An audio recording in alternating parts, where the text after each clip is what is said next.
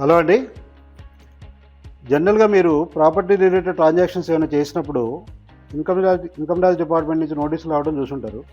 So ఈరోజు ఈ వీడియోలో మనం ప్రాపర్టీ రిలేటెడ్ ట్రాన్సాక్షన్ చేస్తున్నప్పుడు ఏ ఏ కారణాల వలన నోటీస్ వచ్చే ఛాన్స్ ఉంది, ఒకవేళ నోటీసులు వస్తే ఎలా హ్యాండిల్ చేసుకోవాలి, అసలు రాకుండా ఏం చేయాలనేది చూద్దాం. సో ఫస్ట్ అండి, ఈ జనరల్గా అంటే కొన్ని పాయింట్స్ మేము ఐడెంటిఫై చేసాం ఏ ఏ కారణాల వల్ల నోటీసులు వస్తాయి అని చెప్తే, first point related to non filing of income tax returns కానీ, లేదు మీరు ఫైలింగ్ ఆఫ్ ఇన్కమ్ ట్యాక్స్ చేశారు కానీ సరిగా డిస్క్లోజ్ చేయకపోయినా సేల్ ట్రాన్సాక్షన్ దాంట్లో డిస్క్లోజ్ చేయకపోయినా కానీ రావచ్చు. రెండోది, మీరు రిటర్న్ ఫైల్ చేశారు కానీ కొన్ని సందర్భాల్లో ఏమైందంటే మీరు ఎగ్జంప్షన్ క్లెయిమ్ చేస్తారు. ఆ ఎగ్జంప్షన్స్ క్లెయిమ్ చేసేటప్పుడు రాంగ్ ఎగ్జంప్షన్, అంటే సెక్షన్ 54 బదులు 54F, అంటే ఒక ప్రాపర్టీ అమ్మినప్పుడు హౌస్ ప్రాపర్టీ అమ్మి హౌస్ ప్రాపర్టీ కొంటే 54 అంటాం. అదేవిధంగా వేరే అదర్ దాన్ హౌస్ ప్రాపర్టీ అమ్మి వేరే హౌస్ కొన్నప్పుడు 54F కింద క్లెయిమ్ చేయాలి. ఇలాంటి రాంగ్ సెక్షన్ క్లెయిమ్ చేసినా కానీ నోటీసులు వచ్చే ఛాన్స్ ఉంది. ఇంకా మూడోది ఏంటంటే, కొన్ని సందర్భాలు ఏం చేస్తున్నారంటే తెలుసో తెలియకో క్యాష్ తీసుకున్నట్టు సేల్ డీడ్లో రాయటం. Is one of the grey area. Cash transactions ఉన్నా కానీ మీకు నోటీస్ వచ్చే ఛాన్స్ ఉంటాయి. ఇంకొక నాలుగో పాయింట్ ఏంటంటే, కొన్ని సందర్భాల్లో మీ యొక్క ట్రాన్సాక్షన్ వాల్యూ అక్కడ ఉన్న స్టాంప్ డ్యూటీ వాల్యూ కంటే కూడా తక్కువ జరుగుతూ ఉండొచ్చు. రియల్గా జరగవచ్చు, లేదా కొంతమంది కావాలని చేస్తుండొచ్చు. సో ఇలాంటి సందర్భాల్లో, ఇలాంటి కేసెస్లో కూడా నోటీస్ వచ్చే ఛాన్సెస్ చాలా ఎక్కువ ఉంటాయి. ఇంకోటి ఏంటంటే, మీరు టీడీఎస్ అనేది ఒక పెద్ద ఇంపార్టెంట్ ఏరియా ప్రాపర్టీ రిలేటెడ్ ట్రాన్సాక్షన్లో. ఆ టీడీఎస్ కానీ మీరు ఆ సెక్షన్ సరిగా ఫాలో అవ్వకుండా టీడీఎస్ చేయకపోయినా కానీ మీకు నోటీసులు వచ్చే ఛాన్స్ ఉంది.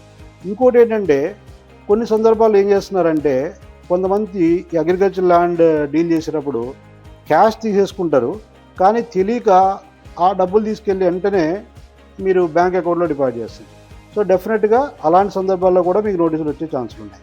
ఇంకొక ఏరియా ఏంటంటే ఏఎస్ వాల్యూస్. అంటే ఏంటంటే, మన యొక్క 26 ASలో కానివ్వండి, ఆర్ ఏఎస్ అంటాం, యాన్యువల్ ఇన్ఫర్మేషన్ స్టేట్మెంట్లో మన వాల్యూ వస్తుంది, ఏది ప్రాపర్టీ వాల్యూ వస్తుంది. ఆ వాల్యూ కానీ సరిగా అంటే రాంగ్ డిస్క్లోజ్ చేసి, సబ్ రిజిస్టర్ రాంగ్ డిస్క్లోజ్ చేసి, మీరు మీ యొక్క ఐటీ రిటర్న్లో డిస్క్లోజ్ చేసిన వాల్యూ మిస్ మ్యాచ్ ఉన్నప్పుడు కూడా నోటీస్ వచ్చే ఛాన్స్ ఉంది.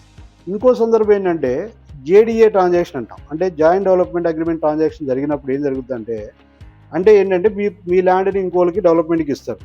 అప్పుడు ఏమనుకుంటారంటే, మనం సేల్ చేయలేదు కదా, మనకి ఎందుకు ట్యాక్స్ కట్టాల్సిన పని లేదనుకుంటారు. కానీ జేడీఏలో కూడా ఆ ప్రాపర్టీ కన్స్ట్రక్షన్ కంప్లీట్ అయిన తర్వాత ఒక స్టేజ్ వచ్చిన తర్వాత మీరు ట్యాక్స్ కట్టాలి. అది కట్టకపోయినా కానీ జేడీఏ ట్రాన్సాక్షన్లో కూడా ఎక్కువ నోటీసులు వస్తున్నాయి ఈ మధ్యకాలంలో. అదో జాగ్రత్త చూసుకోవాలి. ఇంకో సందర్భం అంటే జిఎస్టీ డిపార్ట్మెంట్ నుంచి కూడా నోటీస్ వచ్చే సందర్భాలు ఏమంటే, ఈ జేడీఏ ట్రాన్సాక్షన్లో జనరల్గా మనం బిల్డర్కి మన ల్యాండ్ ఇచ్చేసాము, మనకి ఇక జిఎస్టీతో మనకేం పని, బిల్డరే కట్టుకుంటాడు అనుకుంటాం. ల్యాండ్ ఓనర్ కూడా కొన్ని కట్టాల్సి వస్తుంది. సో అలాంటి సందర్భాల్లో కూడా నోటీస్ వచ్చే ఛాన్స్ ఉంది. అది కాకుండా ఈ ప్రాపర్టీ రిలేటెడ్ ట్రాన్సాక్షన్స్లో మోస్ట్ ఆఫ్ ది ట్రాన్సాక్షన్ ఏంటంటే హై వాల్యూ ట్రాన్సాక్షన్స్ ఉంటాయి.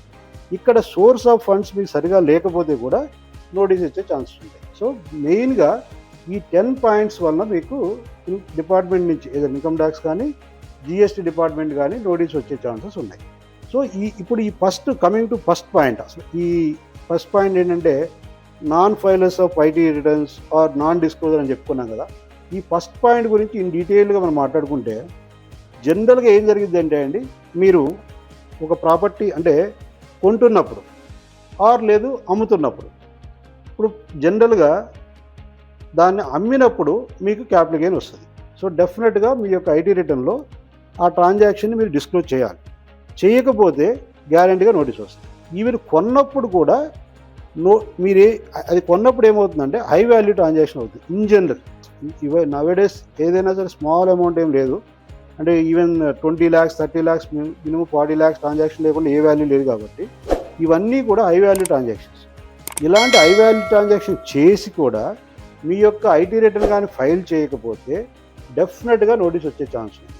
సో అందుకోసం మీరు ఏం చేయాలంటే, మీరు ప్రాపర్టీ కొనేటప్పుడు you have to ensure that you have to file your returns. అంటే కొంతమంది అంటారు, నేనేం బ్యాలెన్స్ షీట్ వేయట్లేదు కదా, నేను ఎక్కడ చూపించాలి కొన్నది, నేను ప్రాపర్టీ కొన్నాను కానీ నా ITR 1 అని మీరు ఒక ఎంప్లాయీ ITR 1 వేస్తారు, నేను చూపించక్కర్లేదు కదా అని అంటారు. మీరు రిటర్న్లో ప్రాపర్టీ కొన్నట్టు చూపించకపోయినా పర్లేదు, కానీ ఫస్ట్ మీరు ఐటీ ఫైలరా కాదో చూసుకోండి. మీరు ఒక వాల్యూ ఆఫ్ ట్రాన్సాక్షన్ చేస్తున్నప్పుడు ఈ షుడ్ బి ఏ ఐటీ ఫైలర్, అంటే ఐటీ రిటర్న్స్ ఫైల్ చేసే వాళ్ళు అయి ఉండాలి.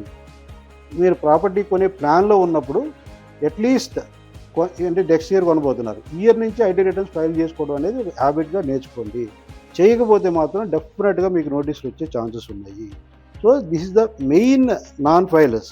ఇప్పుడు కొంతమంది ఉంటారు ఫైల్ చేస్తారు కానీ సేల్ ట్రాన్సాక్షన్ డిస్క్లోజ్ చేయరు. ఎందుకు అంటే వాళ్ళ యొక్క రాంగ్ అజంప్షన్ ఏంటంటే కొన్ని సందర్భాలు ఏంటంటే అది 30 lakhs కంటే వాల్యూ తక్కువ ఉంటుంది.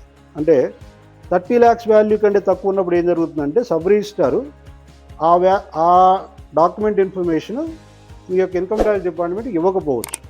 సో అప్పుడు మీ యొక్క 26 AS4 లేదా మీ AS4 కనిపించకపోవచ్చు. మీ యొక్క రాంగ్ అజంప్షన్ ఏంటంటే అది నా దాంట్లో కనిపించట్లేదు కదా, నేను ఎందుకు చూపించాలి, క్యాపిటల్ గెయిన్ ఎందుకు కట్టాలనే ఆలోచనతో మీరు క్యాపిటల్ గెయిన్ అవాయిడ్ చేద్దాము, ఏదో సేవ్ చేద్దామనే ఆలోచనతో మీరు ఆ రిటర్న్ ఫైల్ చేసే వాళ్ళు అయ్యుండి కూడా మీ యొక్క సేల్ ట్రాన్సాక్షన్ చూపించిన సందర్భాలు కొన్ని జరుగుతున్నాయి. అది అబ్జల్యూట్గా రాంగ్ అండి. ఎందుకంటే వాల్యూతో సంబంధం లేదు. మీకు నోటీస్ అనేది ఈ విధంగానే ఏది సబ్ రిజిస్ట్రార్ నుంచి వచ్చిన వాల్యూ ద్వారానే పిక్ అవ్వాలని లేదు, ఏ విధంగా పిక్ అవ్వచ్చు మీ యొక్క కేసు అనేది. So first you should not be have an habit of filing IT return. రెండోది ఐటీ రిటర్న్ ఫైల్ చేయడంతో పాటు దాన్ని సేల్ ట్రాన్సాక్షన్ చూపించుకోవడం అనేది అలవాటు చేసుకోండి. లేకపోతే మాత్రం డెఫినెట్గా మీకు ఫ్యూచర్లో నోటీస్ వచ్చే ఛాన్సెస్ ఉంటాయి. ఒకవేళ ఫర్ ఎగ్జాంపుల్ ఇప్పుడు మనం అనుకున్నాం ఏది నోటీస్ ఇందుకు వస్తుంది అనుకున్నాం కదా, ఒకవేళ మీరు తప్పు చేసేసారు, అజ్యూమ్ దట్ మీరు ఫైల్ చేయలేదు కానీ ఒక ట్రాన్సాక్షన్ చేశారు. అంటే ఒక ట్రాన్సాక్షన్ అంటే మీరు రిటర్న్ ఫైల్ చేశారు, మీరు యొక్క ఐటీ రిటర్న్లో మీ యొక్క సేల్ గురించి డిస్క్లోజ్ చేయలేదు. అలాంటి సందర్భంలో ఏం చేయాలి అంటే ఇప్పుడు right now there is a chance of updated return అనే ఒక కాన్సెప్ట్ ఉందండి. అంటే ఏంటంటే ఒకవేళ మీరు బై మిస్టేక్ మర్చిపోతే still you can revise your return by updating the details or by filing updated return.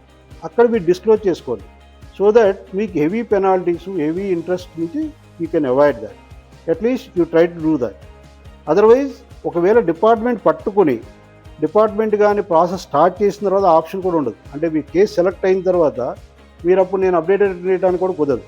So better మీరు ఈ తప్పు చేసుంటే ఏది మీరు పొరపాటున చూపించబోయిపోతే you know itself you start doing revising your return by filing updated return.